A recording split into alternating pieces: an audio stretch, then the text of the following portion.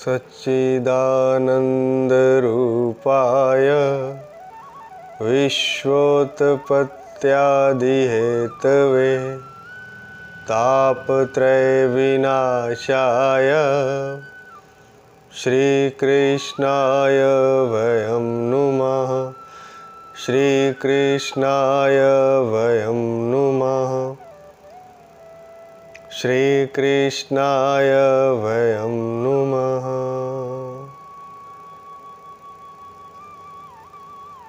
भक्तवांछा कल्पतरु शरणागत वत्सल भक्त वत्सल भगवान श्री कृष्ण और उनके शब्द में वांग्मय स्वरूप श्रीमद् भागवत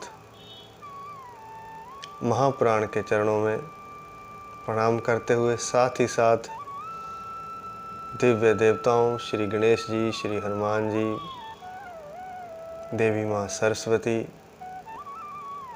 दिव्य ऋषियों सनकादि ऋषियों, नारद जी, व्यास जी, सुखदेव जी,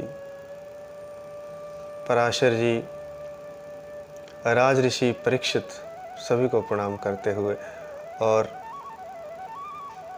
इनसे प्रार्थना की ये हमारे माध्यम से कथा का प्रचार प्रसार संचार भक्तजनों में, रसिक जनों में और प्रेमी जनों में करें। हमें माध्यम बना करके, हमारे कंठ को, हमारी जीवा को माध्यम बना करके स्वयं ही इस जीवा पर विराजमान होकर के इस कथा के सरलार्थों को भक्तों के हृदय सिंहासन पर विराजमान करें। प्रथम स्कंदः अथाष्टमो अध्यायः। गर्भ में राजा परीक्षित की रक्षा, कुंती द्वारा भगवान की स्तुति और युधिष्ठिर का शोक, यह इस 8वें अध्याय का शीर्षक है जो कि प्रथम स्कंद से प्रवाहित हो रहा है। पिछली चर्चा में हमने देखा कि अश्वत्थामा को अपमानित करके, उसकी मणि निकाल करके, उसके बालों को मूंड करके उसे स्थान से, शिविर से बाहर निकाल दिया गया और अपने पुत्रों और भाइयों आदि की दाह आदि अंत्येष्टि क्रिया करने के लिए वे गंगा तट पर पहुँचे। सूत जी कहते हैं, इसके बाद पांडव भगवान श्री कृष्ण को साथ लेकर के जलांजलि के इच्छुक मरे हुए बंधुओं का तर्पण करने के लिए स्त्रियों को आगे रखकर गंगा तट पर आए। वहाँ उन सब ने मृत बंधुओं को जलदान दिया तथा उनके गुणों को याद किया। उनके गुणों को याद करके बहुत विलाप करने लगे। उसके बाद भगवान के चरण कमलों की धूलि से पवित्र गंगा जल में पुनः स्नान किया। वहाँ अपने भाइयों के साथ कुरुपति महाराज युधिष्ठिर और धृतराष्ट्र तथा पुत्र वियोग से व्यथित गांधारी, कुंती और द्रौपदी सब बैठकर मरे हुए शोकजनों के लिए विलाप करने लगे। यहाँ एक बात समझने जैसी है कि जब हम अन्याय पर चलते हैं, दूसरों का हक हम मार लेते हैं, जिसे कि आतताई कहा गया है, दूसरे का धन छीन लेने वाला, दूसरे की स्त्री छीन लेने वाला, दूसरे के खेत छीन लेने वाला, सोए हो की हत्या करने वाला, जहर देकर मारने वाला, आग लगाने वाला, सब आतताई कहलाते हैं। तो जब व्यक्ति इस तरह से आतताई बन जाता है, जैसे कि दुर्योधन अपने भाइयों को ही राज्य नहीं देना चाहता था, अपने भाई पांडुपुत्रों को, जो कि उनका अधिकार था, फिर भी भगवान श्री कृष्ण ने समझाया उसको कि आधा राज्य ही दे दो, आधा भी नहीं देना चाहता, तो 5 गांव तक नहीं दिए उसने और युद्ध के लिए तैयार हो गया। कितनी बड़ी मूर्खता की बात है, अज्ञानता की बात है। और ये अज्ञानता क्यों होती है? कामना के कारण। व्यक्ति एक इच्छा मन में पाल लेता है और उस इच्छा को पूरा करने के लिए वह स्वयं भी अपने प्राणों से हाथ धो बैठता है और दूसरे व्यक्तियों को भी ऐसा ही करने पर मजबूर कर देता है। इसमें भला किसी का नहीं होता। पूरे के चक्कर में, पूरे राज्य के चक्कर में कुछ भी नहीं बचा, ना दुर्योधन बचा, ना उसके भाई बचे।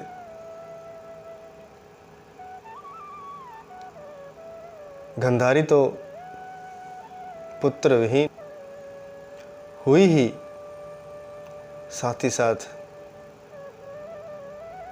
द्रौपदी को भी उन्होंने पुत्र विहीन कर दिया। खुद तो दुख उठाया, मृत्यु को वरण किया और दूसरों को भी वह आहुति देने के लिए मजबूर किया। लेकिन योद्धा जो होते हैं वे कभी मृत्यु से नहीं डरते। जो सात्विक योद्धा होते हैं, जो धर्म पर चलने वाले होते हैं, वे दूसरे को समझाते हैं और फिर भी ना माने तो फिर कायरों की भांति पीछे नहीं हटते, युद्ध की ठान लेते हैं। एक बार समझाना सत्पुरुषों का कार्य है, धर्म पर चलने वालों का कार्य है। एक बार सामने वाले को समझा दे, जितना झुक सकता है झुक जाए, लेकिन फिर भी ना माने तो फिर चाहे प्राणों का बलिदान हो जाए, चाहे कुछ भी ना बचे, फिर युद्ध करना ही वीरता है, फिर पीछे हटना कायरता है। कितनी बार ऐसा हुआ? भगवान राम के जीवन में भी हुआ। रावण को पहले समझाया, दूत भेजा, एक बार नहीं 2-3 बार। हनुमान जी गए, अंगद गया, नहीं माना। विभीषण ने भी समझाया, नहीं माना। तो फिर युद्ध अवश्य था, जरूरी था। और ऐसी स्थिति में अगर कोई पीछे हट जाता है और अधर्म को हावी होने देता है तो फिर अधार्मिकता फैल जाती है। फिर कुछ लोगों का जीवन जो पीछे हट जाते हैं मृत्यु से भी बदतर हो जाता है। इसलिए समझाने के बाद एक स्थिति आने पर युद्ध अवश्यंभावी होता है, करना ही होता है। उसमें फिर जान जाए या रहे। ऐसा बहुत बार इतिहास में हुआ है। चित्तौड़गढ़ के इतिहास में राजा रतन सेन, महाराणा प्रताप, महाराणा कुंभा, जो भी धर्मवेत्ता पुरुष हैं, उन्होंने दूसरों को समझाने की कोशिश की। वे नहीं माने तो फिर प्राणों का उत्सर्ग करना ही उन्होंने उचित समझा। अपनी गणना कम होने पर भी उन्होंने शौर्य को कम नहीं होने दिया। अपनी क्षमता कम होने पर, योद्धा कम होने पर भी शौर्य को कम नहीं होने दिया। एक एक योद्धा ने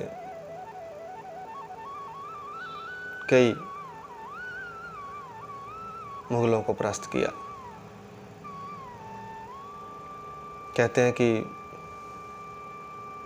महाराणा प्रताप के साथ जो अकबर का युद्ध हुआ, उसमें अकबर की सेना 3 गुनी थी, लेकिन 3 गुनी सेना के छक्के छुड़ा दिए और उन्हें वापस जाने पर मजबूर कर दिया। इतिहास में तो युद्ध में महाराणा प्रताप को हारा हुआ कई बार दिखाया जाता है, लेकिन और कई बार कहा जाता है कि वह युद्ध अनिर्णित ही रहा, लेकिन ऐसा नहीं था। उस युद्ध में महाराणा प्रताप की जीत हुई थी। जीत इसलिए कि वह सेना वापस चली गई थी और अपनी से 3 गुनी ज़्यादा सेना को उन्होंने हरा दिया था। तो कहने का तात्पर्य यह है कि जब धर्मवेत्ता पुरुष के प्राणों का संकट आ पड़े और विरोधी शक्तियां, विधर्मी शक्तियां जब दबाना चाहें, तो फिर दबने से अच्छा है कि उसका प्रतिरोध किया जाए, फिर रहे प्राण या जाए, इसकी कोई चिंता नहीं होनी चाहिए। और ऐसा ही योद्धाओं ने, धर्मवेत्ता योद्धाओं ने किया है, चाहे अपना बलिदान देना पड़ा, लेकिन वे पीछे नहीं हटे।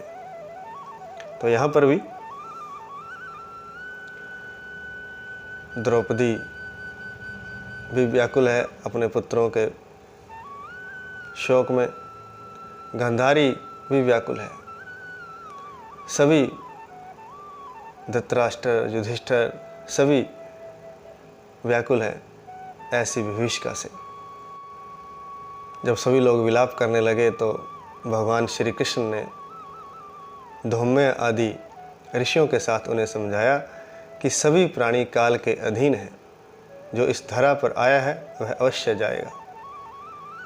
मृत्यु से कभी कोई बच नहीं सका है,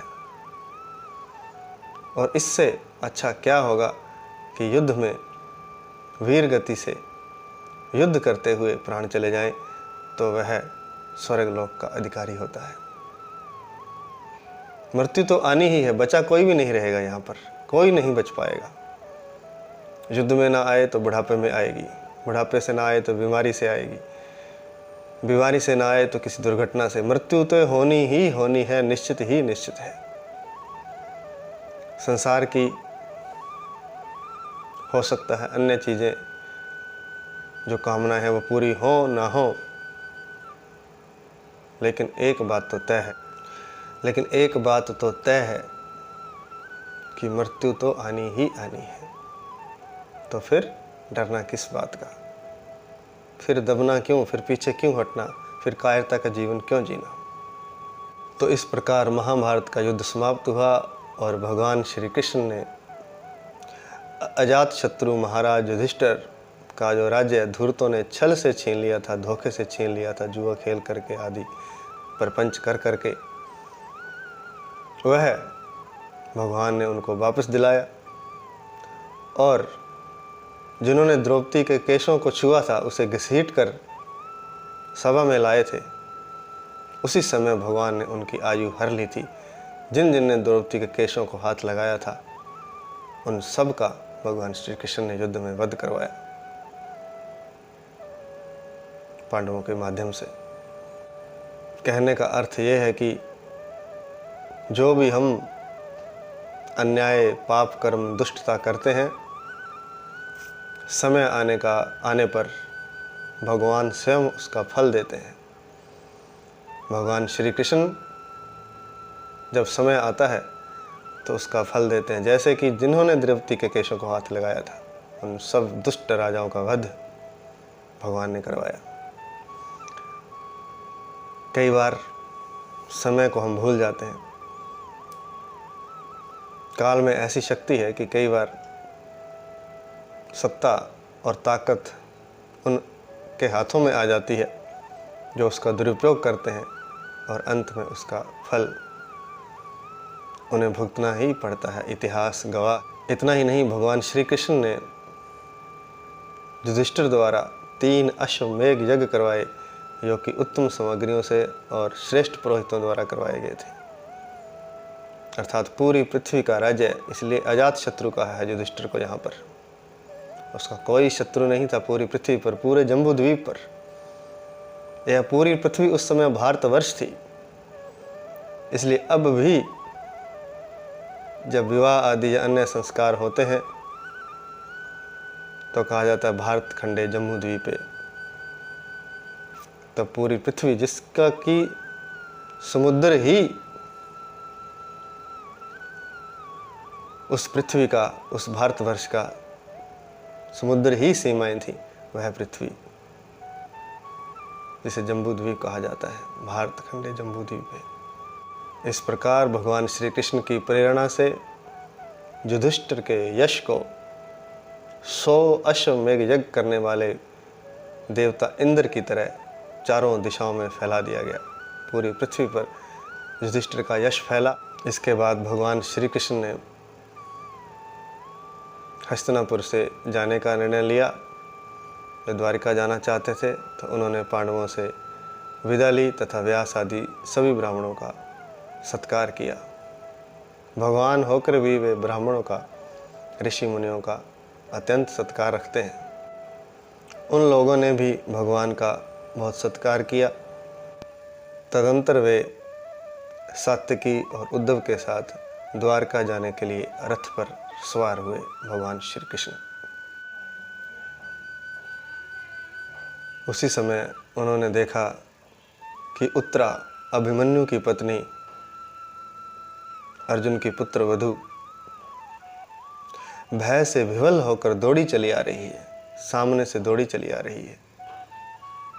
पाहि पाहि महायोगिन देव देव जगतपते, नान्यम त्वद् भयम पश्ये यत्र मृत्यु परस्परम। हे देवादिदेव जगदीश्वर, हे परमात्मा, आप जगतपति हैं, आप मेरी रक्षा कीजिए, रक्षा कीजिए। आप महायोगी हैं, आप मेरी रक्षा कीजिए। इस संसार में मेरी रक्षा करने वाला कोई नहीं है, इस संसार में मुझे अभय देने वाला कोई नहीं है, क्योंकि सभी लोग तो परस्पर एक दूसरे की मृत्यु का कारण बने हुए हैं। हे प्रभु, आप सर्वशक्तिशाली हैं, आप अभय देने वाले हैं, आप ही मुझे बचा सकते हैं। ये देखिए, धधकते हुए लोहे का बाण मेरी तरफ चला आ रहा है, इससे मेरी रक्षा कीजिए। मेरे प्राण भले ही चले जाएं, लेकिन मेरे गर्भ में जो बालक है, हे नाथ, उसकी रक्षा कीजिए। मेरे प्राण जलते हैं तो जल जाए, मेरा शरीर जलता है तो जल जाए इस लोहे के बाण से, इस धधकती आग से, लेकिन मेरे गर्भ में जो बालक है उसकी रक्षा कीजिए आप। हे प्रभु, हे नाथ, रक्षा करें, रक्षा करें। ऐसे पुकारती हुई उत्तरा दौड़ी चली आ रही है भगवान के रथ की तरफ। सूत जी कहते हैं कि शौनक जी, भक्त वत्सल भगवान श्री कृष्ण तुरंत जान गए कि पांडवों के वंश को निर्वीज करने के लिए अश्वत्थामा ने ब्रह्मास्त्र का पुनः संधान किया है। इतने में देखा कि 5 बाण पांडवों की ओर भी धधकते हुए आग की तरह चले आ रहे हैं। अपने अस्त्र उठा लिए। सर्वशक्ति भगवान, सर्वशक्तिमान भगवान श्री कृष्ण ने अपने प्रेमी जनों पर, अपने भक्त जनों पर, अनन्य भक्तों पर विपत्ति आई जानकर अपने अस्त्र सुदर्शन चक्र से उन सब की रक्षा की। अर्थात जब भी भगवान के भक्तों पर कोई बड़ी भारी विपत्ति आती है और भगवान को कोई भक्त पुकारता है, तो चाहे हमें दिखाई दे चाहे ना दे, भगवान सुदर्शन लेकर के हमारी रक्षा करते हैं। यह बात भागवत में कई बार आई है। कई बार भक्तों को बचाने के लिए उन्होंने सुदर्शन का प्रयोग किया है। योगेश्वर भगवान श्री कृष्ण प्रत्येक प्राणी के हृदय में निवास करते हैं। उन्होंने पांडवों के वंश को बचाने के लिए अपनी योग माया से उत्तरा के गर्भ को माया के कवच से ढक दिया। सूत जी कहते हैं कि हे शौनक जी, यद्यपि ब्रह्मास्त्र अमोघ है, अर्थात उसको कोई रोक नहीं सकता, तथापि भगवान के सुदर्शन चक्र के आगे आकर वह शांत हो गया। यह कोई आश्चर्य की बात नहीं समझनी चाहिए, क्योंकि भगवान सर्व आश्चर्यमय है। अर्थात जितने भी आश्चर्य होते हैं वे भगवान के कारण ही होते हैं। सूर्य चल रहा है, पृथ्वी चल रही है, तारे, चंद्रमा, न जाने कितने ग्रह, उपग्रह, ब्रह्मांड, अनंत ब्रह्मांड चल रहे हैं, वह भगवान के आश्चर्य ही नहीं, आश्चर्य वह भगवान के आश्चर्य नहीं तो और क्या है। तो यह कोई आश्चर्य की बात नहीं समझनी चाहिए, क्योंकि भगवान सर्वशक्तिमान है। वे ब्रह्मास्त्र तक को भी रोक सकते हैं। हालांकि ब्रह्मास्त्र अमोघ है, लेकिन भगवान योगेश्वर श्री कृष्ण ही ऐसे हैं, भगवान नारायण, भगवान विष्णु ही ऐसे हैं जो उस ब्रह्मास्त्र को भी शांत कर सकते हैं। जब भगवान श्री कृष्ण जाने लगे, तब अपने पुत्रों युधिष्ठिर, अर्जुन, भीमसेन, नकुल, सहदेव और द्रौपदी के साथ मिलकर के कुंती ने भगवान श्री कृष्ण की इस प्रकार स्तुति की। यह स्तुति बड़ी प्रसिद्ध है शास्त्रों में, पुराणों में, और इस स्तुति को करने से सारे दुखों से, सारे पापों से जीव मुक्त हो जाता है। आज इतना ही। हरि शरणम, हरि शरणम, हरि शरणम।